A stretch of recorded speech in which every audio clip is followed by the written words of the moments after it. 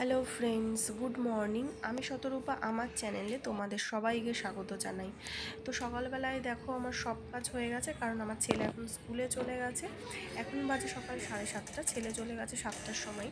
তো তার আগে ছেলের সব কিছু টিফিন খাওয়া দাওয়া স্নান টান সব হয়ে গেছে। এদিকে আমার ঘর ঝাড় দেওয়া হয়ে গেছে, আর জামা কাপড় কেচে ধুয়ে মেলাও হয়ে গেছে। আর রান্নাঘরটার ঠিক এই অবস্থা, রান্নাঘরের ওপর দিয়ে মনে হচ্ছে একটা ঝড় চলে গেছে, কারণ সকালবেলায় টিফিন খাওয়ার দাওয়ার সব তৈরি করার পর বাসনগুলো ঠিক এইভাবেই পড়েছিল।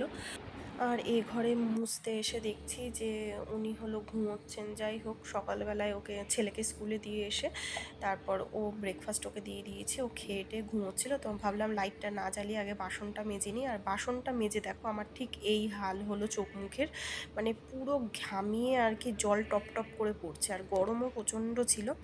প্রত্যেক দিনই এই দশা হয়, আজকে এই দশাটার একটু ক্যামেরা বন্দি করলাম। তো যাই হোক, তারপর চলে আসলাম এই যে ঘর মুছতে, তারপর ঘরটা মোছা আমার কমপ্লিট করলাম। তো যাই হোক, আমার ঘরটা মোছা কমপ্লিট হয়ে গেল, তার মানে আমার সব কাজ হয়ে গেছে। এবার আমি স্নান করব। তো স্নান টান করে এই দেখো, পুজোর জন্য নিজের বাগান থেকে আমি ফুল তুলে নিয়েছি। ফুলগুলো অসম্ভব সুন্দর ছিল। তারপর একটুখানি বসে তো পুজো দিতে যাব এখন। তো দেখো, ঠাকুরের থালা গ্লাস ধুয়ে জলও এনে নিয়েছি। এরপর এক এক করে ঠাকুরের পায়ে ফুল দিয়ে নিচ্ছি, তারপর পুজো দিতে যাব।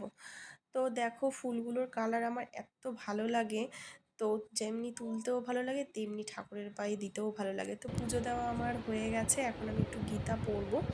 তো যাই হোক, দেখি কি পাপ টাপ করেছি সেগুলোকে যদি খণ্ডানো যায়। তো যাই হোক, গীতা পড়াও আমার কমপ্লিট হয়ে গেছে, এখানে আমার পুজো দেওয়াও কমপ্লিট। তারপর রান্না বান্না করব। তো দেখো, এখানে আমি রান্না বান্না সেরে নিয়েছি, সেটা তোমাদের সাথে শেয়ার করতে পারলাম না। এই দুপুরে ঠাটা পোড়া রোদের মধ্যে একটু দরকার ছিল, মানে একটু পার্লারে যাচ্ছিলাম আর কি। সন্ধ্যেবেলায় একটা বার্থডে পার্টির নিমন্ত্রণ ছিল, সে কারণে সেখানের জন্য একটা গিফট আনা হয়েছিল, আর নীলের জন্য একটা গিফট আনতে হয়েছিল। কারণ একজনের জন্য গিফট এনে আরেকজনের জন্য না আনলে তো নীলের বাবার আর রক্ষে নেই। কিন্তু মানে সেখানে আর যেতে পারিনি, কারণ ওর পেট খারাপ হয়েছিল, সে কারণে আমরা আর বার্থডে পার্টিতে যেতে পারিনি। আর নীলের একটা গিফট পাওয়া হয়ে গেল লাকিলি। যাই হোক, আর সন্ধ্যেবেলায় আমাদের সাথে এই যে দেখা করতে এসেছিল আমারই ফ্রেন্ড, আর ওরও ফ্রেন্ড। তো যাই হোক, এই দেখো ওই পুচকেটা আমাদের সাথে খেলাধুলো করলো। তো আজকের ভিডিওটা কেমন লাগলো, প্লিজ লাইক শেয়ার সাবস্ক্রাইব।